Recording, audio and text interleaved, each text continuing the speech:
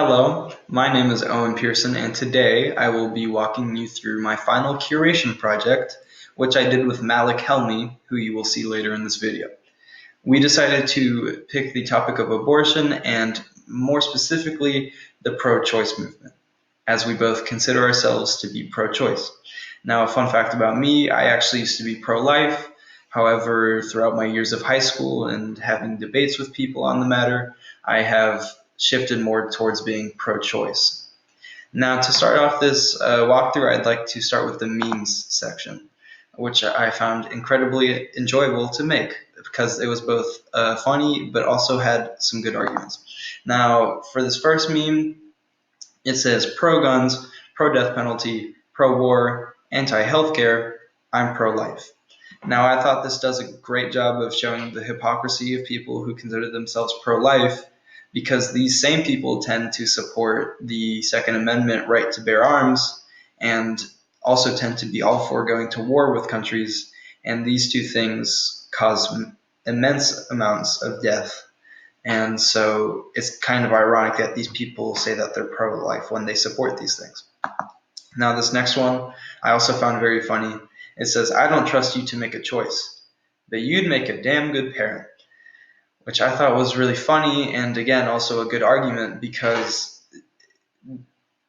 parents have to make tons of incredibly difficult and important decisions, and so we shouldn't be forcing people into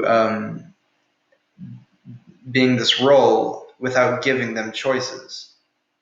We should, if you can't give someone a choice, how can you expect them to be a parent who will have to make tons of choices? It's just some flawed logic that a lot of pro-lifers have. Now, I'd like to move on to the survey statistics and data section, and the first chart I would like to focus on is this last one over here, because I think it does a great job of showing how evenly split the United States is on the topic of abortion. As you can see from year to year, the amount of people who are pro-life versus the amount of people who are pro-choice changes. But in this most recent year that the poll was done, it was an even 48 to 48% split, with the remaining 4%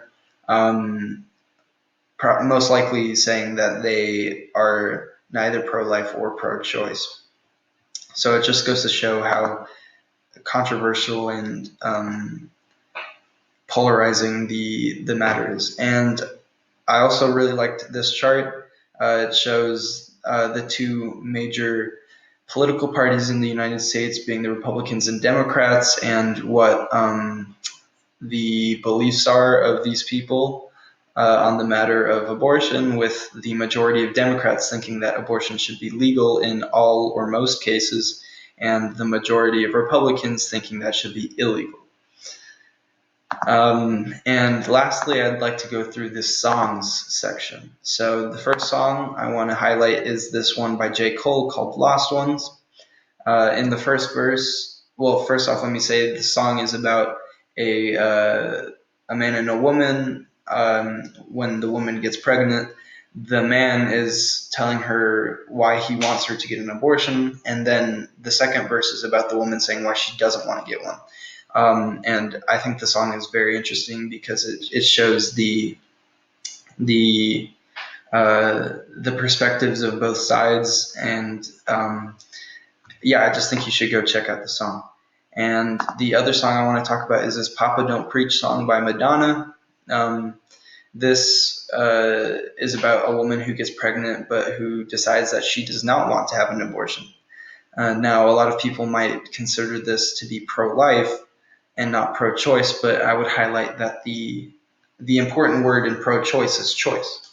Pro-choice people don't think that everyone who gets pregnant needs to get an abortion. They believe that everyone should have the choice of whether or not they want to get an abortion. And this woman in the song decides that she does not want to get one, and that's completely fine.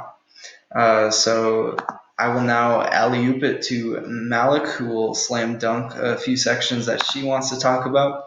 And thank you very much for watching.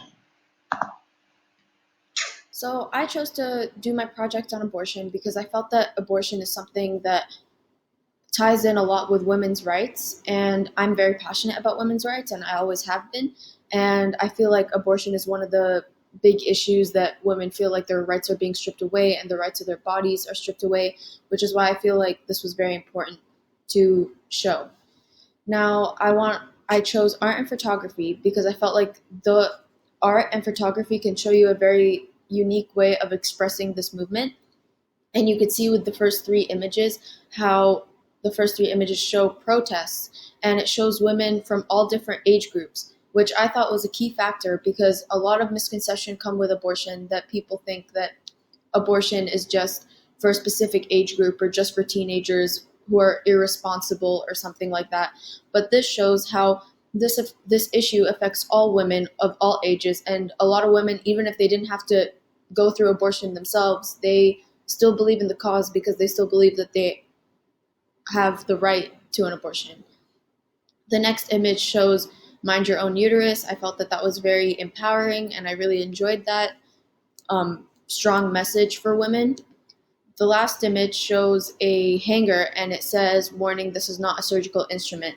I thought that was very important because a lot of women had to endure doing things such as using hangers or pills or chemicals to have an abortion because they didn't see any other options for them because they didn't have them.